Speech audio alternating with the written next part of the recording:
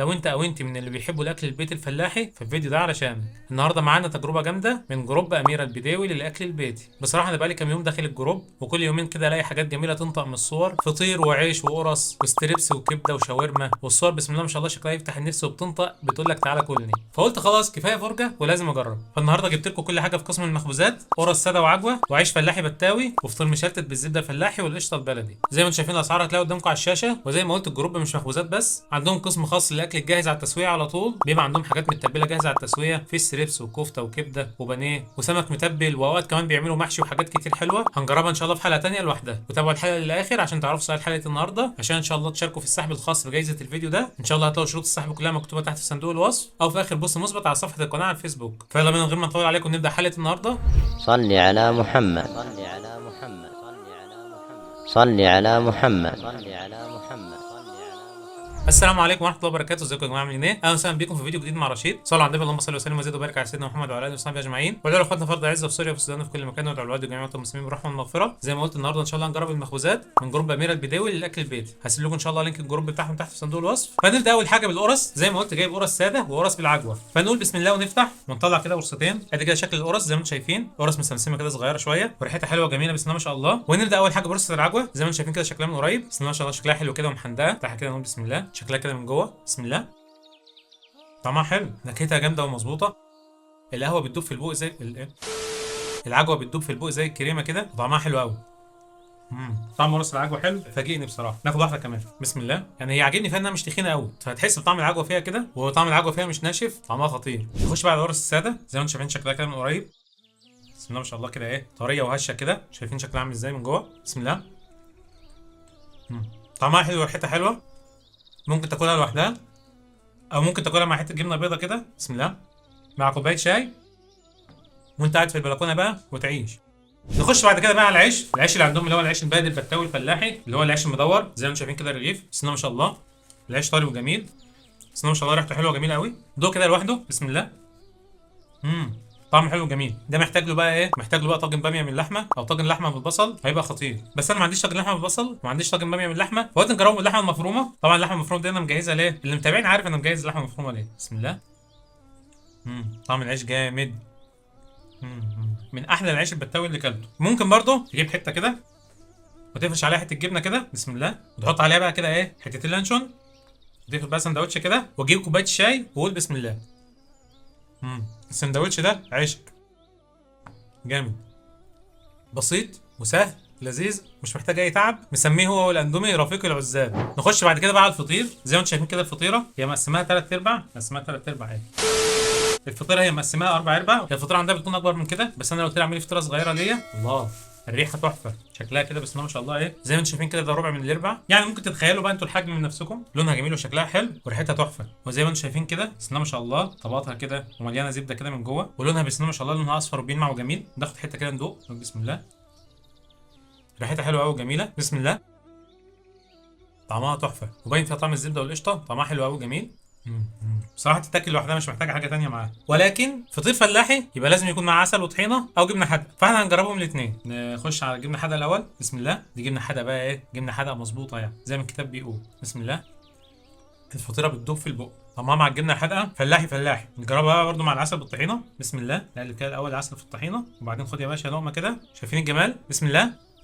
حوار كبير. اللي ما كانش فطير بالعسل فايتك كتير. الفطير الفلاحي مع العسل بالطحينه هي دي الاكل الملوكي بجد. وطبعا زي ما انتم عارفين انا ما بسيبش الاكل يعدي كده وخلاص، لازم احط التاتش بتاعي ويكون في شويه افتكاسات وحبشتكنات كده. فعملت ايه، قطعت حتتين فطير وجبت جبنه رومي وجبنه موزاريلا ولحمه مفرومه. طبعا اخر حلقه كان فيها فطير زي ما انتم فاكرين، كنا جربنا نحشي الفطيره بالسجق وحشيناها بالميكس جبن. فالنهارده ان شاء الله برضه هنحشيها بالميكس جبن، ومش هنجرب سجق المره دي، هنجرب لحمه مفرومه. فنجهز الاول بتاعه ميكس جبن. نشيل كده طبقات من الفطيره بسم الله تمام كده. نحط فيها كده بعض من الموتزاريلا. طبعا نتعلم من اللي حصل الحلقه اللي فاتت، ما نكترش ايه موتزاريلا، نحط حاجه ايه بسيطه عشان الجبنه ما تبوظش من الجناب وتبوظ مننا الايه الفطيره تمام كده. طبعا الكهرباء كانت قطعت فتره طويله هنا والموتزاريلا كانت ساحت ومسكت في بعض، عشان كده طلع بالشكل ده. حطينا كده طبقه موتزاريلا، نحط بقى فوقها ايه بضعه من الجبنه الرومي، ما نكترش برده، يعني طبقه واحده موتزاريلا وطبقه واحده ايه جبنه رومي تمام كده.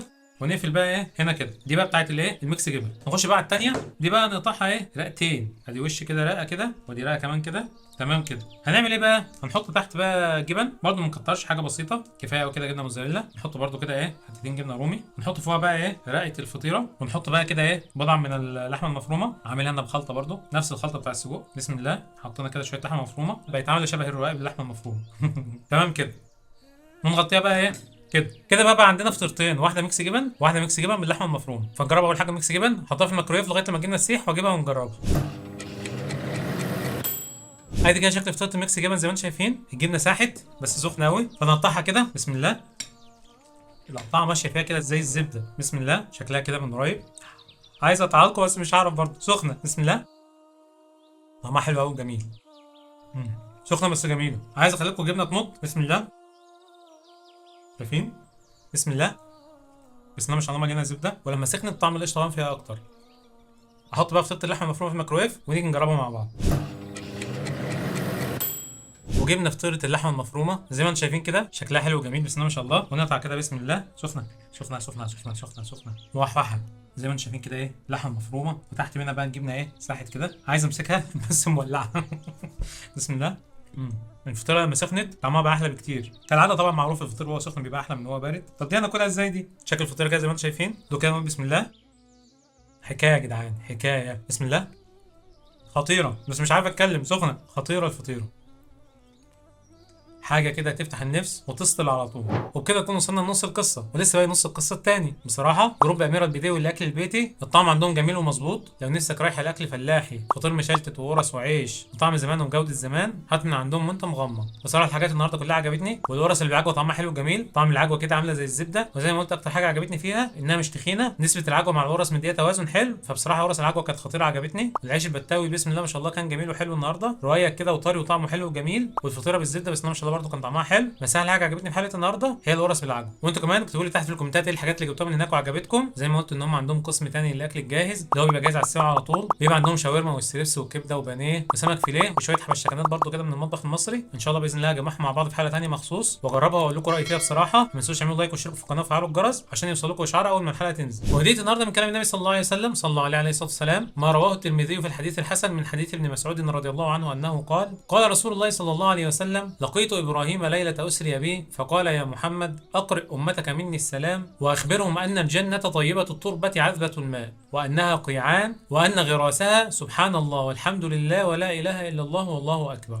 أو كما قال صلى الله عليه وسلم. صلوا على النبي عليه الصلاة والسلام. في الحديث الشريف النبي صلى الله عليه وسلم صلوا عليه الصلاة والسلام بيقول إن هو في رحلة الإسراء والمعراج قابل سيدنا إبراهيم عليه السلام، وسيدنا إبراهيم عليه السلام قال له: بلغ أمتك سلامي، وبلغهم إن الجنة أرضها جميلة وحلوة والمية فيها صافية وعذبة وجميلة. وكمان سيدنا إبراهيم عليه السلام قال للنبي صلى الله عليه وسلم إن غراسها، يعني لو عايز تزرع لنفسك زرع في الجنة تقول سبحان الله والحمد لله ولا إله إلا الله والله أكبر. يعني كل مرة تقول ذكر من دول أو تقول الذكر ده كامل بيتزرع لك نخلة في الجنة أو شجرة في الجنة أو زرعة في الجنة. تخيل كده معايا، والجنة كده بتتزين ليك لغاية لما ربنا عز وجل يكرمك، لما تيجي تدخل الجنة كده تلاقي ليك زروع وجناين وحدائق وأشجار ونخيل كتير. منين ده يا رب؟ عشان انت كنت بتسبح ربنا كتير وبتحمد ربنا كتير وبتهلل كتير وبتكبر كتير. اظن مفيش ثواب اسهل واعظم من كده. فطبعا مش محتاج اقول لكم ما ينفعش نحرم نفسنا من الثواب العظيم ده والفضل العظيم ده. ما تحرمش نفسك وانت في المواصلات رايح الشغل راجع من الشغل، كنت بتذاكر وقاعد بتريح شويه، او ماشي في الشارع او قاعد ما بتعملش حاجه، حرك لسانك. حرك لسانك مش هتخسر حاجه. ولازم دايما في اوقات فراغنا نحاول نشغل لساننا بذكر الله عز وجل بالاذكار الجميله دي وبغيرها من الاذكار الجميله على هدي وسنه النبي صلى الله عليه وسلم.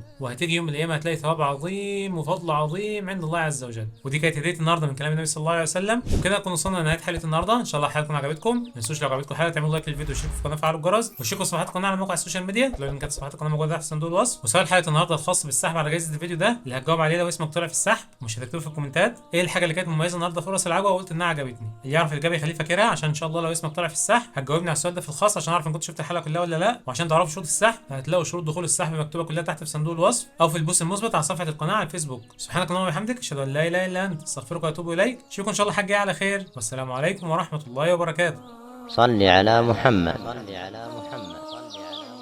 صل على محمد.